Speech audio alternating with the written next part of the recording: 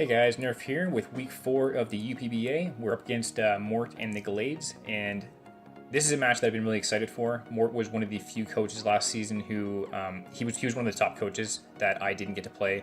He, along with Clad, Bruno, guys like that, we didn't get a chance to play in either the regular season or the playoffs. So I've been really excited to play him. Last season too, he also, for those who were in the league, you obviously know this, but he had the MVP on his team in Halucha, as you see on the screen here. He ended up actually drafting it as his as a franchise pick. So it was a tier 2. He paid an extra 40 points to get it. And yeah, I've been really excited to play against Mort. He's a great battler, and he's one of those guys where it's nice to see how you stack up against really good battlers. You kind of have an idea of where you fit. So very excited to play him. Just before we get into the video though, I'm going to preface this with, this is actually not a live comm. This is going to be a post-comm battle. Hopefully it's the only one that I end up doing for the whole season. The reason for that being is that, kind of a bit of a spoiler, but there was an issue with one of the two teams. And I'll get into that a little more in a bit, but one of the teams had an issue, a few things were brought illegally to the game. So we ended up playing it out, but there were issues that came up during the live battle that I had to keep hitting stop on the recording. It wasn't a smooth recording in any way, so I ended up deciding I'm just going to do it post-comm. It'll be a shorter, faster video, and yeah, the live comm would just sound like crap. So if I posted it, it wasn't going to be very good. So doing a post-comm for this video. I won't spoil any results for those who haven't seen the replay yet, or who weren't there for some of the. It wasn't really drama, I guess, but just some of the issues that happened in the game. So I won't spoil anything else. We'll talk about it like the game hasn't happened yet. So starting off to talk about his team, Mort has, again, he franchised the Halucha pick from last season. Again, it was the MVP of season 2. I think it was over 20 kills. Like, it got a lot of kills. Last season he had Tobu, which was the terrain setter for his Halucha. This season he got Tobu Fini. He also drafted Hale on his team. So I'm not going to everything specifically on his team, just talking about some of the big threats. He has his Hail setter in Mega Abomasnow. He has Alolan Sandslash and Rodent Frost to take advantage of the Hail, so Alolan Sandslash can set up with Slush Rush. Rodent Frost gets access to 100% accuracy, blizzards, things like that. So he's kind of cores in his team are his Halucha with the terrain setter and Tapu Fini, and then his Hail set as well. A little bit weird to me. It almost seems like he could have had Halucha and Tapu Fini be the core of his team and built around those. But then he also drafted Hale as well. So it's almost like he has two cores on his team that he was trying to build around, which I'm not really sure is optimal or not. He also has the Alolan Marowak, which he's been doing really well with. This thing hits like an absolute truck, and the people he's faced off so far, he's brought it to 2 matches, and the coaches he's played against have had a hard time dealing with it, because you don't want to switch into this thing, even if you resist a hit. Like, I think he one-shot Greninja last week with it, with a Flare Blitz. Yeah, that was a resisted hit. So very strong. He has the Alolan Muck, big threat. Necrozma, very dangerous. Rhyperior, great tier 4 Mon, and Amoonguss. So his team's quite good. As far as the openings that I was looking at going into this match, I'm focused mostly on this stat right here. So he has a average speed stat, base stat of 63, which I believe is the slowest base stat of any coach or any team in the league right now. Mort's team is really slow. He only has one Pokemon that exceeds 100 in Halucha at 118, and nothing else exceeds 100. So average speed's very slow, and he has very few Mons that are individually fast as well. So that's something that we're going to look to take advantage of. Also, he has a very impressive attack stat, average attack stat of 99, but his special attack stat of 80.7 is kind of lacking. So again, his attacking stats are a little bit unbalanced. And then lastly, one thing to point out, I think Mort is a really good battler. I think his team prep and team design it could be better. Last season, if you were facing Mort and you brought a counter to Halucha, you immediately had a great chance of winning the game, simply because he was so reliant on Halucha to sweep games for him. There's something to be said about leaning and referring to strategies that work for you. Going with what you know works. There's something to be said about that. But I think in Draft League, you need to have a little bit more variety than that to be really successful. So very good battler. He's a little bit predictable. Like I said, I know this is post-comm, but going into this game, I predicted that he was going to bring Tapu Fini and Halucha, Train Setter and his Sweeper. I predicted he would bring Alolan Marowak just because how well he's been using, he's been using it. It's been breaking holes in every game he's brought it. Although the Muck checks my team really well, it's an outstanding check to Latios. He can Pursuit Trap it. I can't really touch it with Mega Houndoom if he brings it especially defensive with like a Assault Vest or something like that. I don't think he brings his Hail because, again, I have a Mega Houndoom. Mega Houndoom alone beats his entire Hail team, so I don't think he brings it. He hasn't brought a Moongus yet, so he might not bring that either. Necrozma does pretty well against my team, so I think that comes, and I think the Rhyperior is going to come as well. Because it also stacks up pretty well against my team. It's a potential rock setter. I don't have the greatest switch-ins for it. So yeah, I think Finny, Hawlucha, Marowak, Muck, Necrozma, and Rhyperior are all coming. So we'll talk briefly about my team before we get into the match. So as far as what I was going to bring, or what I ended up bringing to this match, I brought my Mudsdale with counter Stealth Rock, Earthquake, Rest. So I have multiple answers to his Hawlucha on this team. So I'm not allowing, if he manages to set up with Hawlucha, he cannot sweep my team. I have enough stuff into this team that there's no way he can possibly sweep me. So counter, even if he gets a +2, he can't kill me. If he hits me with a high jump kick, it does like 70 to 80%. Counter then return kills him. Stealth Rocks is really nice against his team. Earthquake hits his whole team pretty hard except Hawlucha. And then Rest to get health back, running stamina, of course. Bringing Scizor with Choice Band, U-turn, Bullet Punch, knockoff Superpower. I am EV sped to outspeed the Marowak and knock off Oko's. Choice Band Bullet Punch does, I think, 75% to the Hawlucha or something like that. So if I can get a little bit of whittle damage on it, I can do big damage. And he can't kill me in one shot unless he sets up a Sword Stance.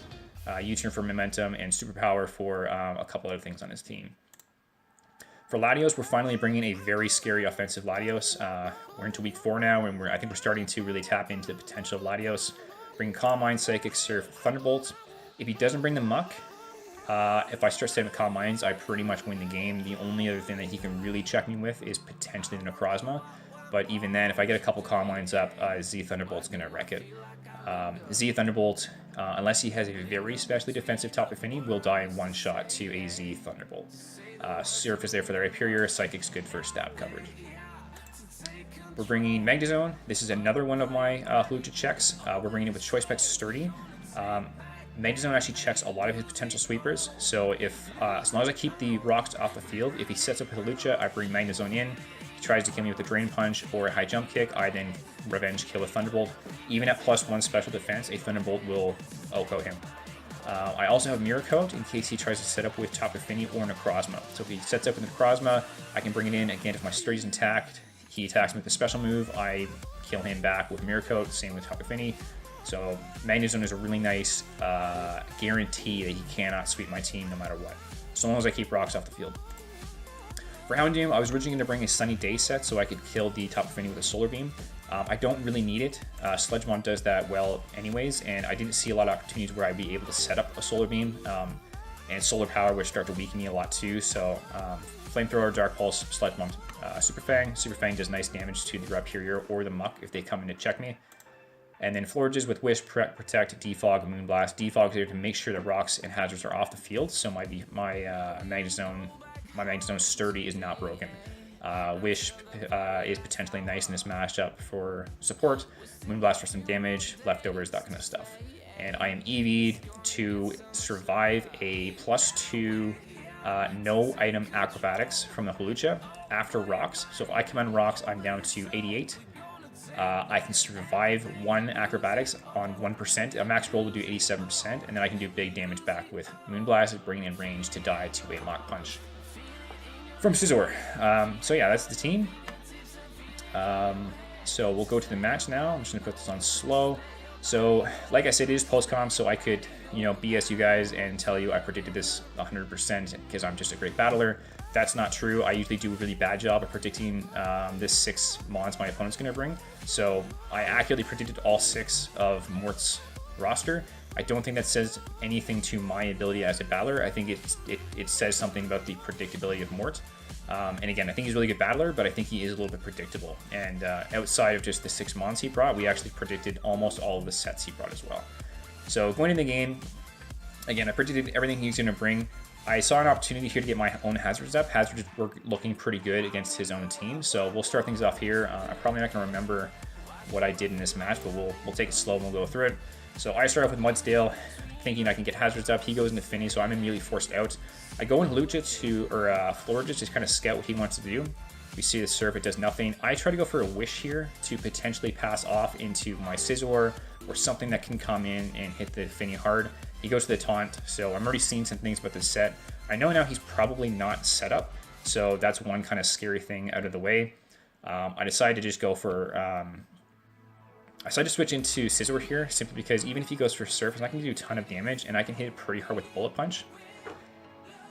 He makes the wise decision to switch out the Marowak there, because I would have killed if he brought, if I hit him with a knockoff. He goes right here, still does decent damage. He has the Fire Punch, which I did expect, or I did anticipate. And I can go into Mudsdale. Mudsdale's a nice check against the Rhyperior here, simply because even if he hits me with stab moves like Earthquake, I get the stamina boost, and he can't really touch me. We managed to get Scizor in again. Again, I can just keep clicking knockoff here. I'm getting rid of some, or actually, sorry, I go for U-turn to get some momentum.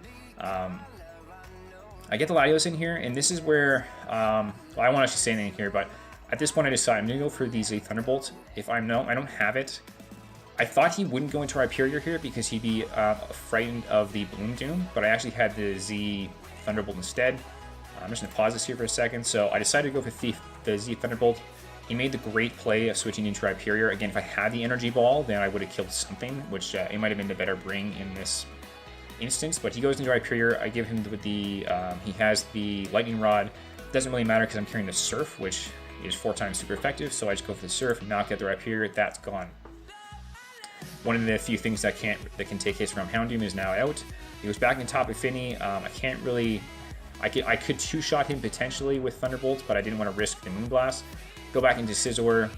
Scizor does pretty well against the top of Finny. I am taking quite a bit of damage from Surf.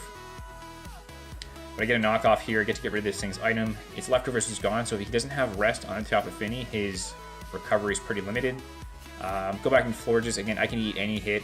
I'm loving Florges on this team, man. It's so bulky on the special side. I can eat anything he wants to go for. Expecting the Taunt to stop my Wish, I'm just going to go for some damage. That's actually some pretty nice damage on the Moonblast, and I can potentially knock him out with one more. So he switches out to save it. Marowak's not going to take much damage from the Moonblast. He resists it. I actually can't remember what I go for here. I think I probably switched into Mudsdale. Going to Mudsdale, we should be able to eat up any attack he wants to go for. He is carrying a Stealth Rocks. I actually did not know going into the battle that Marowak, Alolan Marowak got Stealth Rocks, so that was a bit of a surprise to see. So this is big for me. I have to get rid of those rocks if Magnezone can still act as a prevention to his setup.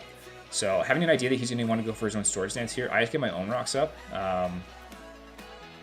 Because I don't want to reveal the counter until he's up to +2. He's now at +2. I reveal the counter because I don't think he'll want to go for any more than 2 Swords Dances.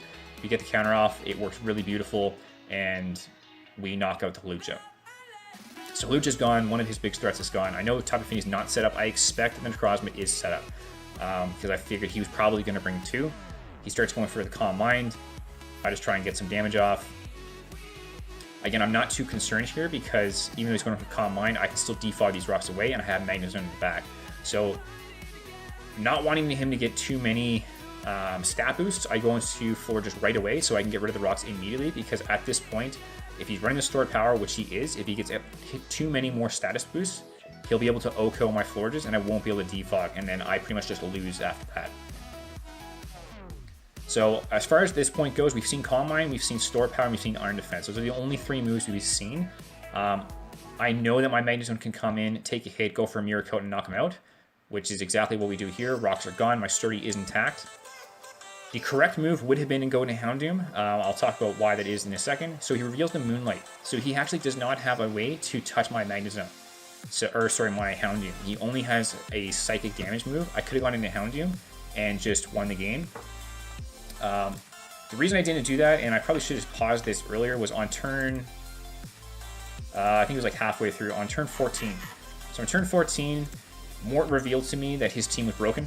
One of the reasons why you guys don't see a Misty Terrain on the top of Finny, which like totally set me for a loop. I thought he was running Telepathy, which is, to my knowledge, still not released. Was that his Tapu Fini, he had to import his team from one computer to another. And when he did that, his Tapu Fini took on every single move that his whole team knew. So his Tapu Fini had 24 moves. He actually showed me a picture of it, of what he was seeing after the match, and it was like absolutely ridiculous. It was like, I take back what I said, Tapu Fini is officially the most overpowered Tapu. It can learn 24 moves, pretty crazy. but it also had Lightning Rod, which is my Latios couldn't touch his Tapu Fini. So I was in a obviously massive advantage because he had an illegal Mon in Tapu Fini.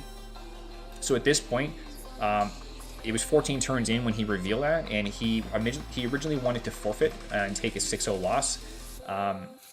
The forfeit rule that we brought in was ultimately to stop people from forfeiting out of spite. So if they're just pissed off that they're losing and they just forfeit and the game is prematurely ended, that's why it was brought in, that if you do forfeit, you take a 6-0 loss. It was not brought in to punish people who made genuine, honest mistakes. So I managed to convince Mort to, let's just play it out. Let's just finish the game. And we can kind of sort things out afterwards. So we ended up continuing playing the game. Again, I knew at this point I could switch into Houndoom and he couldn't touch me, but it would then come down to, if he just keeps going for Calm Mind, even with Dark Pulse, I'm going to have a hard time knocking him out, and it'll come down to like PP stall at that point. So I figured I'm just going to go Magnet Zone. I'm just going to force him to eventually attack me. He ends up going to, I believe, +4, +4, +4. But at some point, MIKO has a lot of PP. Eventually he's going to have to attack me, and he'll bring me down to 1. I kind of just stayed in because it was going to be the fastest way to close this out. If we had been taking our time, that's something too. At this point, we were both making really fast moves. I was not taking time to think what I was going through. I was just really trying to finish the game. Had I been taking my time to think, I would have gone Houndoom because, again, he couldn't touch me. He had his Necrozma would have been a problem for my team if I didn't have Houndoom. And I guess if I also didn't bring the Magneton sturdy. So finally he goes for Restored Power. That Restored Power must have done a ton of damage, even with not being very effective. We hit him with the MIKO, knocking the Necrozma. So again, as far as our plan went, it's being executed pretty flawlessly so far. I think to save my Magneton, because it was bred or EV to outspeed the Tapu Fini. So I kind of saw potential benefit of keeping around. He has the Pursuit, which I thought was a possibility to deal with my Latios. Bring my Mudsdale in, Earthquake will hit pretty much his whole remaining team pretty hard. His Tapu Fini is pretty hurt, so it doesn't want to take a Earthquake either. We knock in the Marowak, Tapu Fini comes in, we have to switch it out. We have to keep the Mudsdale around for the Muck. I don't really have great answers for it otherwise. We sack off Scizor. We can bring in our Houndoom here. Tapu Fini does not want to take a Sludge Bomb from a Houndoom. He doesn't necessarily know that I have it, but he brings in the Muck. He's going to eat up that Sludge Bomb pretty well, but I have the Super Fang, so I can still do pretty decent damage to this Muck and bring it down to the point where something else can knock it out. He doesn't reveal that he's Figgy Berry. I don't believe I actually confirmed what item he had in this match, but I'm pretty sure it was Assault Vest. So we're going to go for a second Super Fang. We will fall to the Muck here, so our Houndoom goes down, but his Muck is pretty weak now. And now he has 2 Pokemon that are both have, his 2 remaining Pokemon have 20% health left, so we can quite easily clean up the rest of the game. His Muck can't knock out Mudsdale, very, very bulky, physically defensive. Mudsdale gets 3 kills in this game, which is really nice. It takes out the Marowak, the Muck, and the Hawlucha. So we got 3 kills in this game. Mudsdale was really fun in this match. His Fini comes in, takes us out with the Surf, and we can just finish him off. Tapu Fini can't one-shot us with Moonblast. We can go for the Psychic and take him out. And we take the game 1-0, which ended up being, didn't really matter because it was a bit of a broken game. So we ended up winning the game 1-0, and all I'll say was, to kind of explain what ended up happening after the match was, again, we talked with the admins, Chris and Vergoth, after the match was finished. We discussed that 6-0 seemed pretty harsh considering that it wasn't, he didn't cheat. He wasn't, doing it maliciously. It was an honest mistake.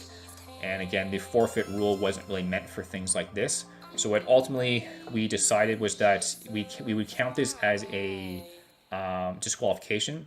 So Mort ended up taking instead of a 1-0 defeat, he ended up taking a 3-0 defeat, and I was credited with a 3-0 win. So that's cool. It helps out my differential a little bit.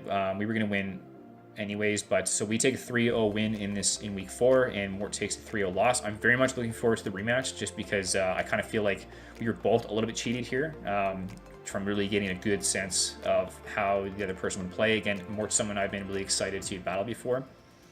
As far as how this battle might have gone down had Mort had his team been properly imported and had everything gone right, I don't really enjoy doing kind of theory battling.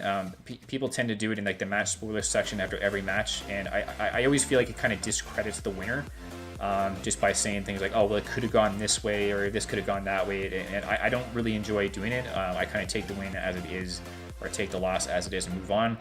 in this circumstance, there were some people kind of talking about that too, like how things could have gone if the match had been properly played. I'm not going to go into big details about how I think it would have gone. All I'll say was that, again, I accurately predicted all 6 of Mort's Mons, and I predicted, I think, probably 80% of his sets. I 100% predicted his Muck set. I saw his set after the game. I predicted all 4 moves. I predicted his Halucha to a T. I knew he was going to be bringing Swords Dance, Drain Punch, High Jump Kick, and Acrobatics. I predicted for the most part his top with Finny. I thought there was a good chance he'd bring Setup Necrozma. And again, I was very well prepared, and I had a very good idea of what he was going to bring. So at the end of the day, Mort didn't have anything in this match, at least, that was going to catch me by surprise. So, you know, you never know how it would have gone, but as far as what I had on my team, I feel like I had at least one, often more answers to all of his big threats. So I don't say that in any way to criticize Mort or to discredit his playstyle or anything like that. I just wanted to kind of say that I felt very good in this match, and I think that had things gone Mort's way and had his team been prepped, I think we still had a really good chance of winning this game, simply because I thought we were really well prepped coming into this match. We had multiple ways to stop his sweepers, and he didn't himself necessarily have the greatest switch ins for some of our damage dealers. So we take technically a 3-0 win. It ended at 1-0, but we take it technically a 3-0 win. Again, had some fun with Mudsdale.